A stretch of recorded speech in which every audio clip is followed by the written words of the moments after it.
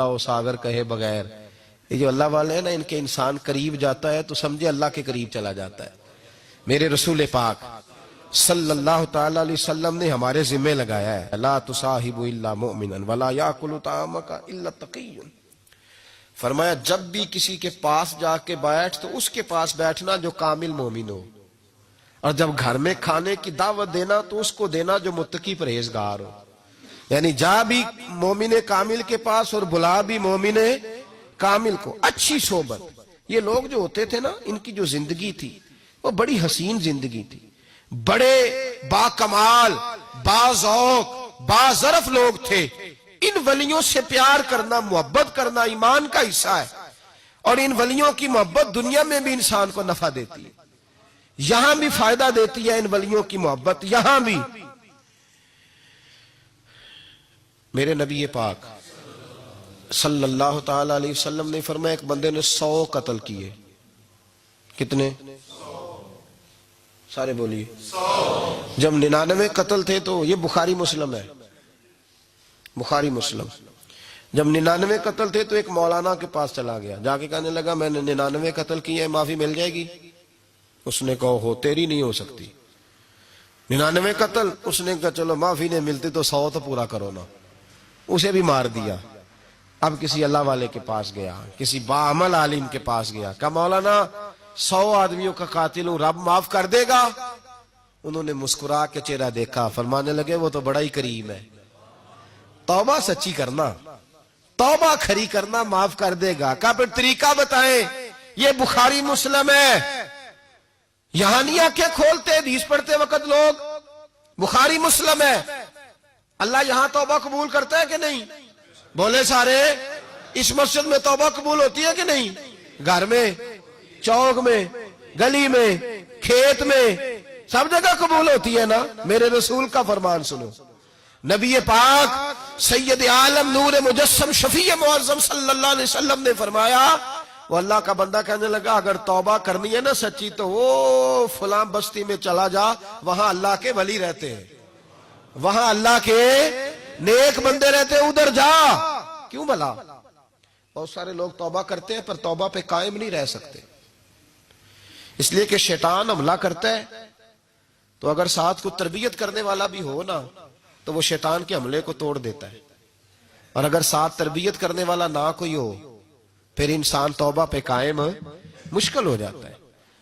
देखे ना, अगर बैटरी कम होती है तो चार्ज करने का सामान भी इंसान के पास मौजूद। मोबाइल की बैटरी चार्ज हो तो आगे चलता है। तो जब इंसान किसी अल्लाह वाले से मुंसलिक होता है, उसके पास उठता बैठता है, तो ईमान की बैटरी उसकी चार्ज होती रहती है। मेरे हबीब करीम सैयद आलम नूर मुजस्सम सल्लल्लाहु ताला अलैहि व बारक वसल्लम ने इरशाद फरमाया, महबूब फरमाने लगे भाई याद रखो, उस शख्स ने कहा, उस आलिम ने, कि वहां फुला बस्ती में अल्लाह के नेक बंदे रहते, वहां चला जा।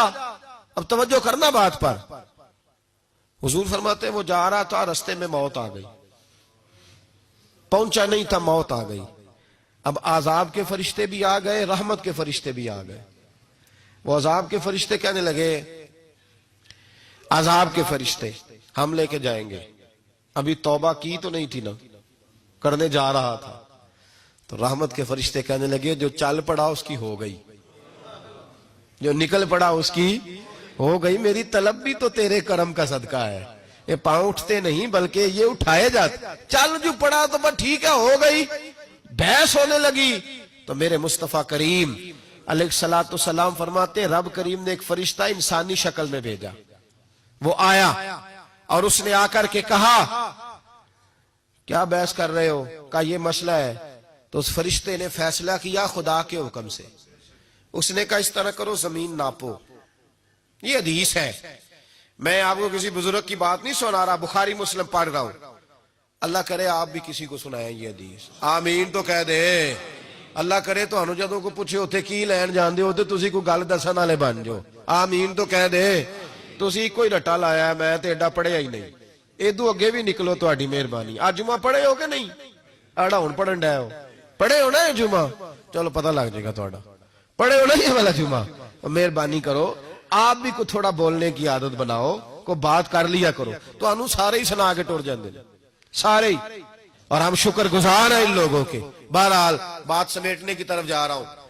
نبی پاک صلی اللہ علیہ وسلم نے فرمایا کہ بندہ جا رہا تھا ولیوں کی طرف, انتقال ہو گیا. فرشتہ کہنے لگا زمین ناپ لو, زمین.